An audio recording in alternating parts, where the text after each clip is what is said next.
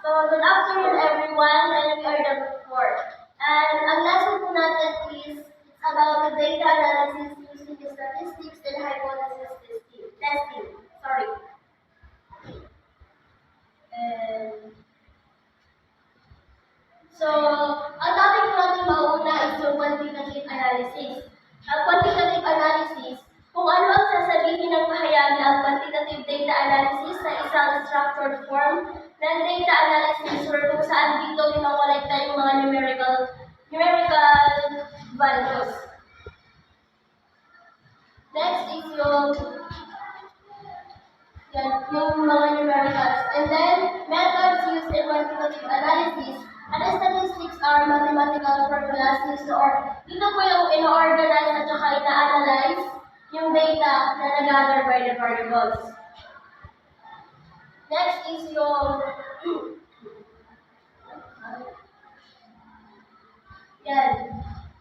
descriptive statistics. Ang descriptive statistics, dito naman ginagamit upang ipaliwanag ang nakolektang informasyon. Simplify large amounts of data and present quantitative descriptions in manageable forms, such as the range of values, average, and most common category. So, meron po tayong apat na major types of descriptive statistics. Mauuna po is yung measures of frequency. Dito sa measures of frequency, it shows how often something occurs. Ibig sabihin, pinapakita nito kung gaano kadalas nangyayari ang isang bagay. Halimbawa, sorry Ma'am Medjoy, pero halimbawa lang po ito ha. Example, si Ma'am Medjoy and si Sir Jelson, magjowa na sila. Tapos, sa isang linggo or sabihin na natin sa isang buwan, gaano sila kadalas lumalabas para mag-date? Sorry ma'am, pero isang ko lang po yun. Next po is, sorry, dito po na slide. Yan po yung yan po yung measures of frequency. It shows how often something occurs. Then dito sa yung number 2 po natin is, yung measures of central tendency. Dito naman po, ina-identify the center of a data distribution, which is yung mean, median, and mode. Saan yung pa tayo? Dito po sa mean, kung hindi pa ako nagkakamali, kung nag-compute po tayo ng mean, for example, meron si Miss Dali, meron siyang 5 subject, and yung isang subject na is yung average na is 30. Then, yung isa naman is 91. 91. Tapos, 93. Ano ba? 93. 92. 2 and 95. Kung hindi po ako nagkakamali, to get po yung mean nito, let's add all the variables. Pag pinag-plus mo, pinagaan po itong lahat, ang lalabas po is 461. Tapos, pag na-compute mo na po lahat, dinidivide mo kung ilan yung variables na dito. So, 1, 2, 3, 4, 5 is just 5. Ayan, so, 461 po divided by 5 is 92.2. So, ito na po yung ating mean. Pag median naman po, yung median is arrange the smallest from greatest. For example, ito, i-arrange po natin sa smallest, which is 90, 91, 92, 93, and 95. So, ang median po natin dito is yung 92 kasi ito po yung nasa gitna item. Yan, ito na po yung tinatawag natin na median. Pero kung ito rin po is, ito rin yun, wala na po siyang mode. Kasi ang mode po is, for example, ito, may naulit po dito na 90%. Ito na po magiging mode niya. Yung naulit po. So, next is, let's move on to the number 3.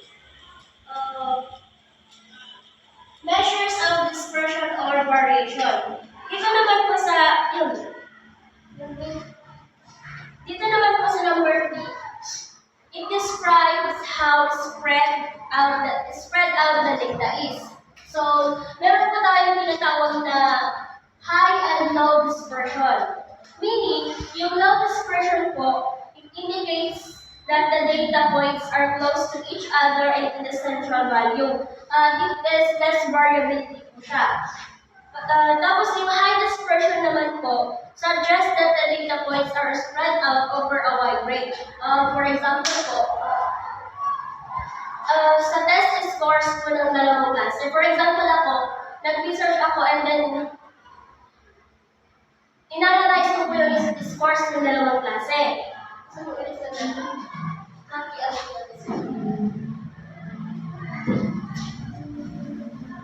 I'm not mistaken po,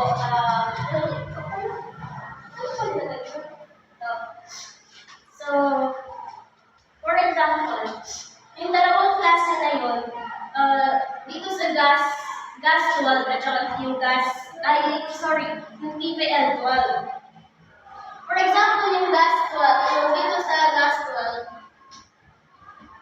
ito yung class A. For example, yung gas 12, meron akong kinuha na top 5 na average nila dito sa gas 12. At ito po yung 85, 88, 90, 87, and 86. Sa kabila naman po, yung top 5 po nila na average is yung sa TPL po is around 60, pero 60, 95, 75, 92, and 82. So, ito po yung nakikita niyo po ba yung difference nila? So, dito, yung both the classes might have the similar average score. Pero yung gas 1 or yung class A, sabi natin class A, ito yung merong low dispersion. Meaning, the students' score are more consistent. Dito po is low dispersion siya, and ito yung consistent. Tapos, dito naman po sa TPL, ito po yung nasa high dispersion na siya, which is, ito yung class B naman, has indicating a wide range of performance levels. Meaning, yung students' performance or perform very differently from one another. Different po. So, hindi ko po alam kung nag-guess ninyo, pero yun na po yun. So, next naman po is yung tinatawag natin measures of position. Ito po,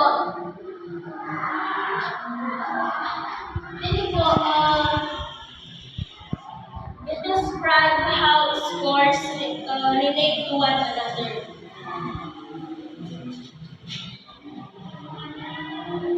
So, pupunta na po tayo sa letter B, which is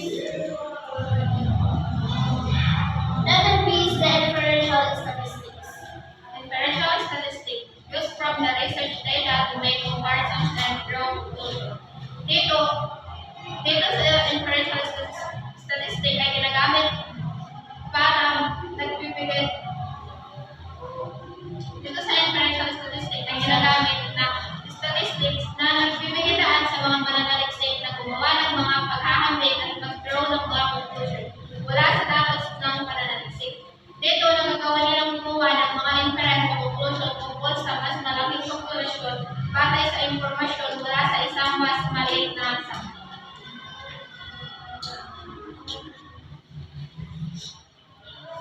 Next po is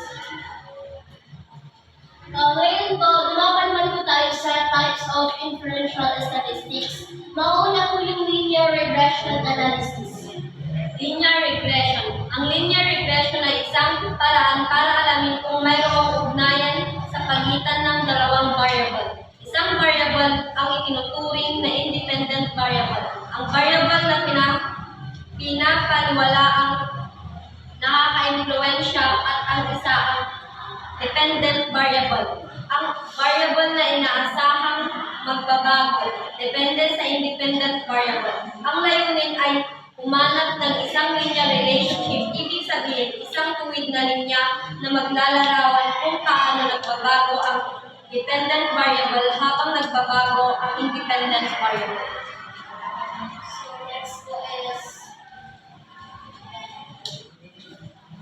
Nakakalimutan tayo sa number 2, which is analysis of variance.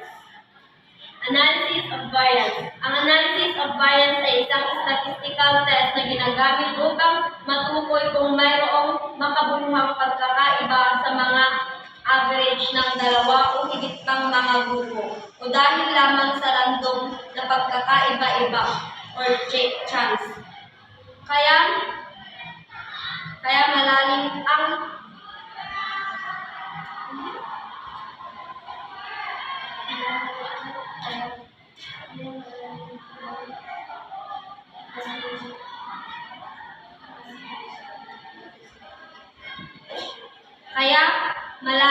at mas siyentipiko ang pagsusuri nito kumpara sa simpleng paghahambing ng mga average. So number 3 po is analysis of covariance. Ang pagsusuri ng covariance ay isang statistical na paraan na paggamit upang suriin ang ugnayan sa pagitan ng isang dependent variable na kinukontrol ang mga epekto ng ibang mga variable upang maiwasan ang mga hindi kapaunawaan tungkol sa dependent variable. Halimbawa, kung pinag-aaralan ang epekto ng isang bagong paraan ng pagtuturo sa mga marka ng mga mag-aaral, maaaring isama ang nakaraang akademikong pagganap ilang covariance upang matukoy ang tunay na epekto ng bagong paraan. Number 4. Statistical significance, TS. Ang TS ay isang statistika pagsubok ng iambing ang mga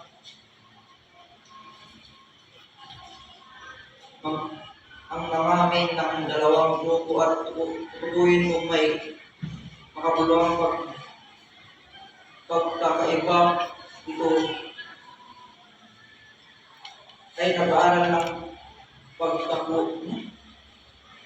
pagkalkula ng statistics, pagtukoy ng value at pag-interpret ng mga resulta.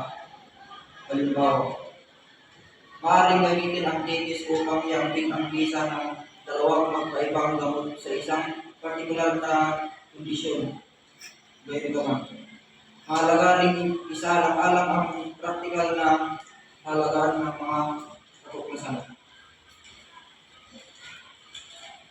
So yung number 5 po is correlation analysis. Correlational analysis. Extent to which two variables are dependent on each other. Sa correlational analysis, dito sinusuri natin kung paano nag-uugnay ang dalawang bagay o variables at kung paano akas ang ugnay ng dalawang variables. Meron tayong dalawang variables na pwede natin gamitin para makita kung paano sila naka-apekto sa isa't isa. First is the negative correlational, which inverse relationship, na kapag ang isang variable ay tumataas, ang isa naman ay bumababa. Kung mas maraming oras ang ginugulo natin sa pagsasalpong, maaaring bumaba naman ang oras na inilalaan natin sa ating pag-aaral. Second is positive correlational, which both variables move in the same direction. Dito, nangyayari ito kapag yung dalawang variable ay sabay lang tumataas o sabay lang bumaba. Halimbawa, kung mas marami ang oras na ginugugol ng isang estudyante sa pag-aaral, maaaring mas mataas ang kanyang mga marka. So, ito po yung examples na dun sa tools for data analysis.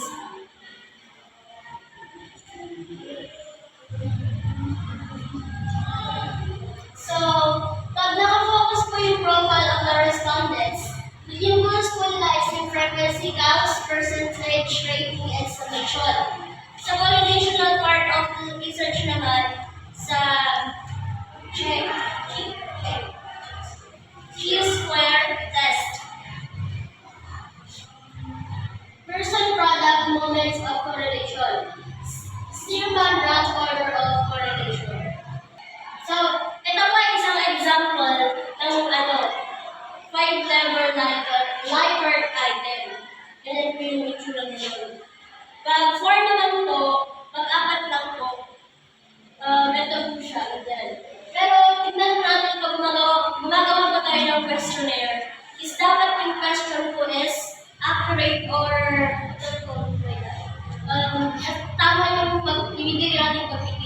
example, natanong ka sa isang yung question mo is, can love exist without love?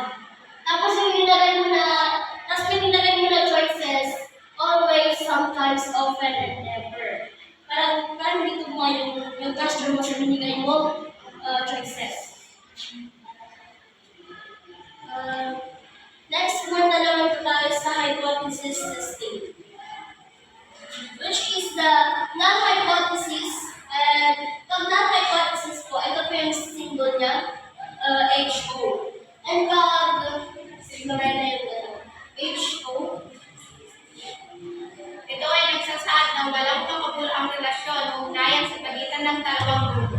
Ang mga obserbasyon ay tinuturing na resulta ng pagkakataon lamang na nangangahulugang anumang nakitang pagkakaiba ay hindi dahil sa tunay na epekto kundi sa random chance. Sa madaling salita, ito ay nagsisilbing batayan upang suriin kung ang mga datos ay nagpapakita ng makabuluhang pagbabago o hindi. so next po is, ang sunod naman dito sa null hypothesis, yung tinatawag po natin na alternative hypothesis. Tapos, ang symbol naman po ng alternative hypothesis is either HI or HA.